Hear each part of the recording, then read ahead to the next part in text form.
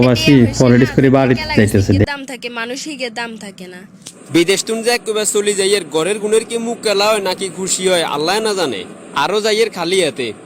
আসসালামু আলাইকুম মা। ওয়ালাইকুম আসসালাম। কি রে বাবা, তুই দে খবর দন সাহেব আর বাইর চলি এলি। কোম্পানি আমরা তিনজনের ক্যান্সেল করে দেশে আড়াই দিছে। ইন্না নিলে এত মানুষ থাকতে বুঝি কোম্পানি তো করে ক্যান্সেল করতে আইছি। এবারে সংসারিয়ান কেনে চলবো? তো ছোট ভাই অজ্ঞা কটে ইনকাম করে আল্লাহ জানে, আয় কইতাম হাইতাম না। আরে কিলে এত টেনশন করো রে, নাই মাত্র আইছি কয়েক মাস বাড়িতে থাকি, এরপরে যে কোনো এক মুই লাইন দিয়ে চলে যাবো। আর নাকি বউ কই? যাইছে আগে রুমের দিকে আছে। ওরে হঠাৎ করে তুই চলি এসো কথাবার্তা সারা। আইবের সময় আরে গে ফোন দিতে আর কত কিছু লাগতো তোরে কইতাম। কোম্পানি হঠাৎ করে হাঁটাই দিছে, বাড়িতে যে ফোন দি কমু ওই রকম কোনো সুযোগ আসিল না। একবারে চলি এসো মানে দেশে অন কিরবে, তুই এবার বেকার হয়ে গেছো না। এত টেনশন লইও না, কয়েক মাস বাড়িতে থাকি, এরপরে যে কোনো এক মুই লাইন দিয়ে দিমু। আই কিতাম টেনশন লইয়ে, তোর চিন্তা তুই করবে। এরা আব্বা কই হিগারে দেখিয়েন না যে? বাবা তো বারান্দায় আছে। আমানের হুতে এতদিন বিদেশি কিয়ে খাইছে কইতাম হাইতাম ন। ঘরে বড়রা তোমার জিগে আছে হিগে কুড়ি রান্না করি এলেতাম নি। খবরদার, ইগে আর বড় আইসের মোরগ ইগে ধরন যাইতো না। ইগে রাখছি আর মাইয়া জামাই বাড়ি তাইলে রান্না করুন। আচ্ছা ঠিক আছে। তুমি ঘরে তেল চলবা আদুরি করে চলতে আইতা না, তুই মনে রাখিও। তরকারির ভিতরে তেল মশলা দিতে হিসাব নিকাশ করে দিবা, আর যে কোনো কাম করতে আর অনুমতি নিবে। আর হয়তো কোনোদিন এভাবে আরে কয় ন। আজ জামাই একবারে বিদেশ তুন চলি আইনের কারণে বেগুনের কথা শুট ফলতে গেছে। আচ্ছা আমার নুন থেকে শুন পর্যন্ত বেগুন জিগে মনে রে। এই মনে থাকে যেন এক কথা বারবার কইতে মাইতা না। আসসালামু আলাইকুম আব্বা।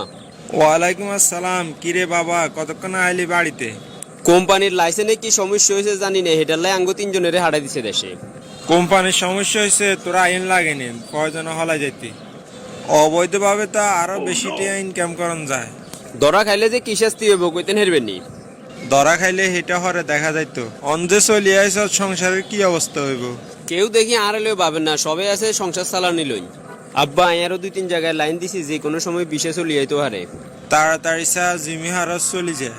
ইগেন কিয়া শুনি এর গো মা, বাইয়ে বলে এক বাতি চলি আইছে। সব আঙ্গ কোয়ালের দোষ, কিচ্ছু করার নাই। তোর ভাই তো গেছে দৈন্দুয়ারে, অন তুই শুধু আঙ্গ একমাত্র ভরসা। আই আর কিত্তা মারুম কর না, কটে আর দোয়ানদারি করি এর।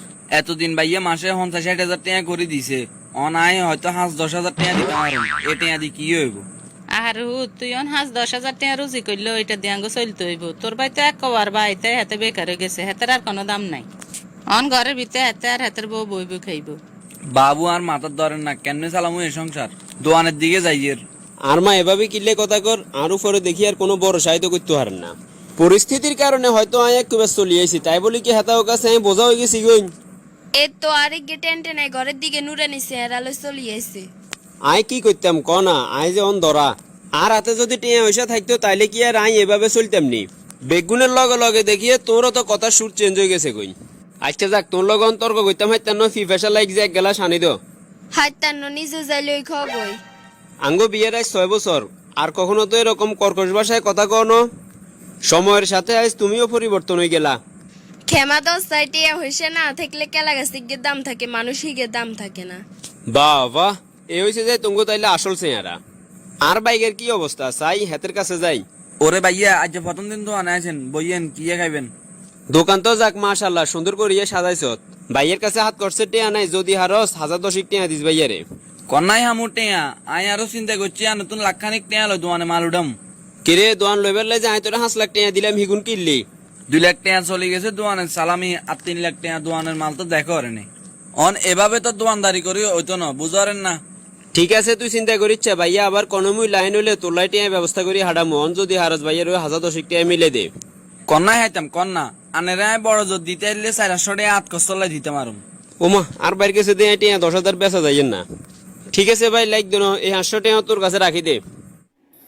কার দেখাবো মনের দুঃখ গো, আমি বুক চিরিয়া।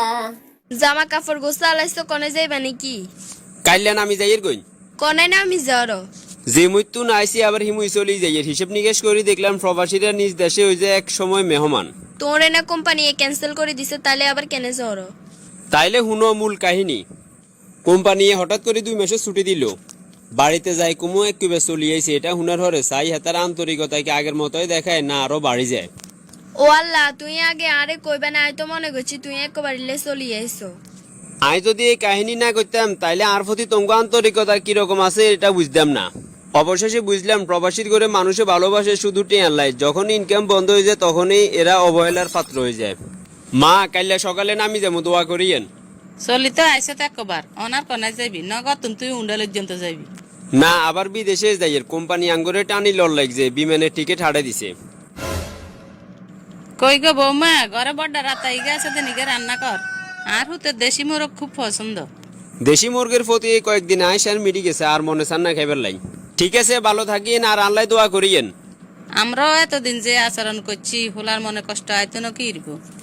এরকম একটা কাহিনী যদি না করতাম তাইলে তো আমি মানুষগুনের আসল চেহারা দেখতাম না। কারে কি করতাম, একেবারে আবার কথা শুনি আর বাপ মায়ের কথা শুনে তো পাল্টে গেছে, থাকতো আবার ঘরের মাইওলা। অন্তত একটা বাস্তব অভিজ্ঞতা হলো যে মানুষগুনের ভালো রাখার লাই আমি প্রবাসের মাটিতে 16 ঘন্টা ডিউটি করি, দেশে একবার গেছি। এটা হুনার হরে হে মানুষগুন অতীতের সব অবদান ভুলি আরো অবহেলা শুরু করছে। এটাই মনে হয় প্রবাসীর বাস্তব একটা ভবিষ্যৎ। ভিডিওটা ভালো লাগলে শেয়ার করে অন্য প্রবাসী ভাইকে দেখার সুযোগ করে দিন।